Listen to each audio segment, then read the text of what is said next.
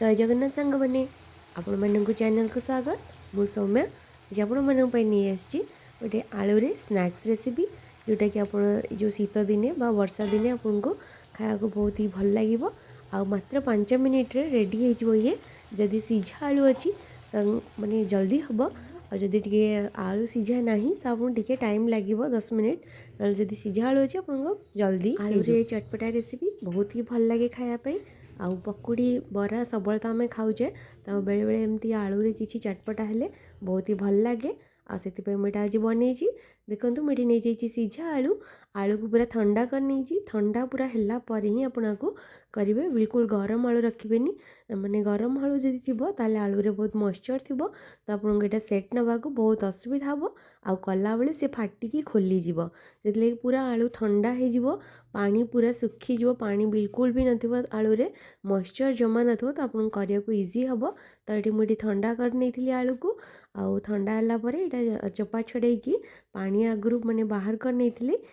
जमा पानी एते नहीं पूरा आलू ड्राए हो जाइए देखी पार्थिबे केते आलू ड्राए अच्छी जमा नहीं पानी एबे हम को माने जेकोसी चामच मैश कर देखो मु आधा आधी मैश करी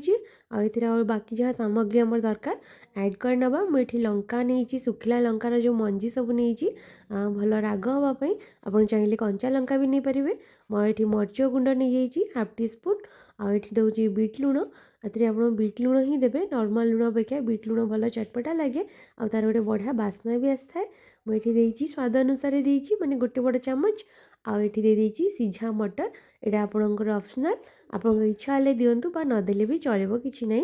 आठी देती धनिया पाउडर गोटे चामच आउ जीरा पाउडर गोटे चामच कटा धनिया पत्र देती आप जीरा लंका भजा गुंड जदि अच्छी से भी गोटे चामच दे पारती एमती जीरा गुंड न दे आप भजा जीरा लंका गुंड भी दे पारे से तार बास्ना आहरी बढ़िया आसता है। आठी मुझे हठात चटपटा मजादार खाया मन हो आप यहाँ को करके थे ट्राए करूँ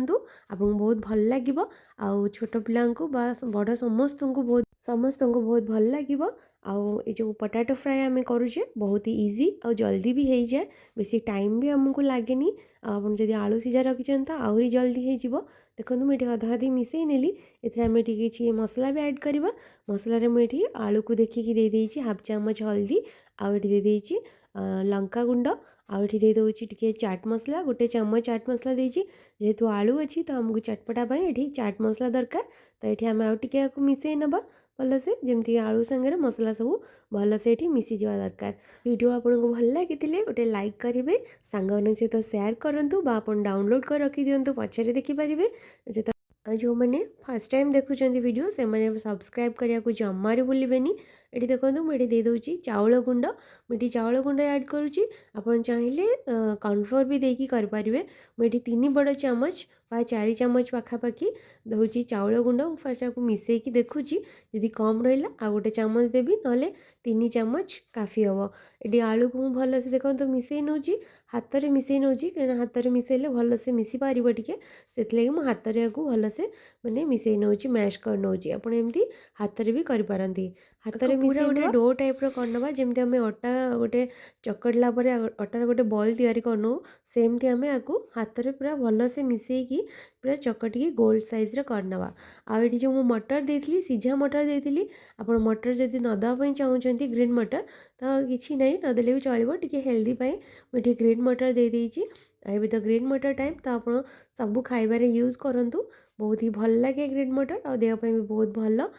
से मुझे ग्रीन मटर ऐड कर आप नदेले भी किसी असुविधा नहीं आपड़ बदले पियाज भी दे पारे मुझे बिना पियाज करी मु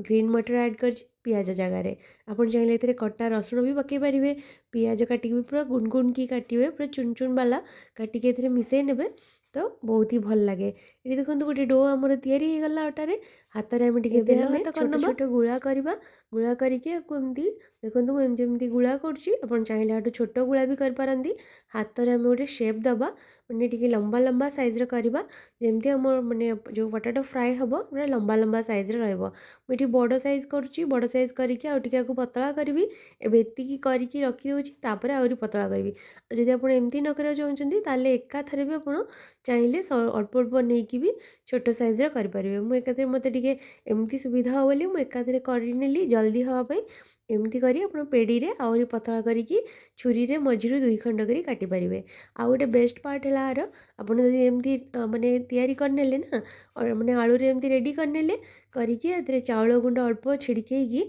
जेकोसी लंबा टिफिन रे बा एयर कंटेनर रे लंबा साइज रे रहिथिबो सेथिरे स्टोर करिके एथरे रखि पारिबे।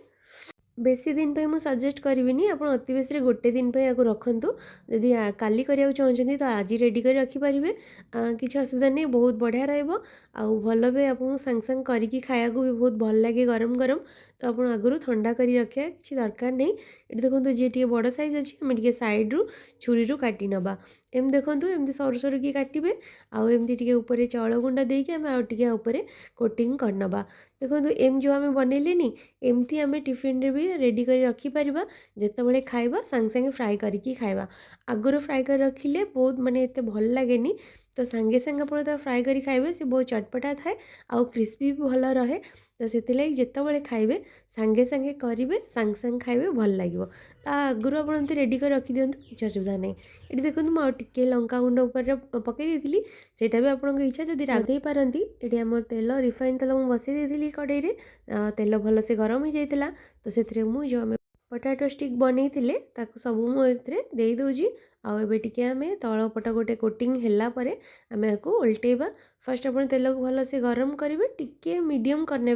कहीं बहुत जोर तातिले भल से सीझी पारनी आ बहुत जोर लाल भी हो तो सीझापी बहुत प्रोब्लेम हम तो आपको मीडियम माने बहुत जोर गरम कर मीडियम फ्लेम को नहीं आसवे। देखो मोर फ्राए हो जाता मुझे बाहर कर नहीं आप साउंड शुणी पारे केते क्रिस्पी होती तो आप जिते खाइबे सांगे सांगे करके खाइबे एमती पूरा क्रिस्पीनेस रहा बहुत ही बढ़िया लगे मुझे बाहर कर नहीं देखो एमती सबुतिक माने बाकी सबुतिक मुझे छाणी नहीं आपड़ एमती सबुतिक करने बहुत ही बढ़िया लगे क्विक रेसिपी आपको बहुत चटपटा रही ट्राए कर देखूँ पिला माने पूरा खुशी हो खाई देखो मुझे टमाटो सॉस और चिली सॉस मिक्स करके नहीं भी आहरी बढ़िया लगे सेमती खाइले आपन भी थोड़े सेमती ट्राए करूँ मिसेकी नहीं कि ना आप धनिया पत्र चटनी बा मीठी चटनी सहित भी खाईपारे सेमती भी भल लगे। ये देखो आम एकदम रेडी हो आप निश्चित ट्राए करेंगे सांग सहित सेयार करूँ आ मत कमेंट बॉक्स में जनइबे केमती लगे आपको रेसिपी पुणी देखा गोटे नेक्स्ट वीडियो से पर्यंत रोची राधे राधे।